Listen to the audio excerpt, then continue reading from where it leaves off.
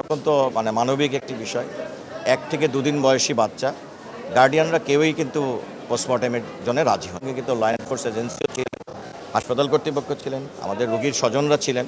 আমি একাধিক যেহেতু ওনারা চাননি, এটি তদন্তকারী যে কর্তৃপক্ষ যাদেরকে তদন্ত কমিটি আছে সেই কমিটিকে আমরা অবহিত করেছি এবং যে কারণে এটি নিয়ে প্রশ্ন উঠতে পারে বিধায় এটি কিন্তু আমরা মিডিয়াতে তাদের উপস্থিতিতেই কিন্তু এটা আমরা গতকালকে ক্লিয়ার করে দিয়েছি।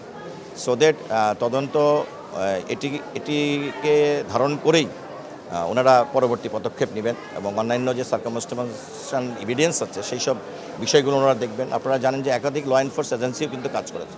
গতকালকে সিআইডি, স্পেশাল ব্রাঞ্চ, র্যাব এবং আমাদের পুলিশ সব ডিপার্টমেন্টেই কিন্তু তাদের নিজ নিজ যে উইং আছে তার মধ্যে নির্দেশনায় সেই ৩ সদস্য বিশিষ্ট কমিটি ইতিমধ্যে গতকালকেও তারা, আমি যতটুকু জানি যে সন্ধ্যায় তারা কাজ করেছেন এবং তাদের ওখানে কিন্তু কোঅপশনের ব্যবস্থা রাখা হয়েছে।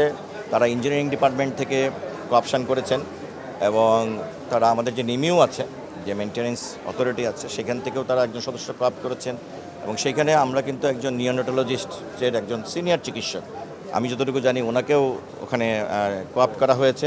তো আমি বিশ্বাস করি যে একটি স্ট্রং তদন্ত কমিটি কাজ করছে এবং আমরা বলেছি যে আগামী ৩ দিনের মধ্যেই রিপোর্টটি আমরা আশা করছি যে তদন্ত রিপোর্টটি আমরা পেয়ে যাব। পরবর্তীতে মন্ত্রণালয়ের নির্দেশক্রমে অধিদপ্তর যথাযথ ব্যবস্থা গ্রহণ করবে।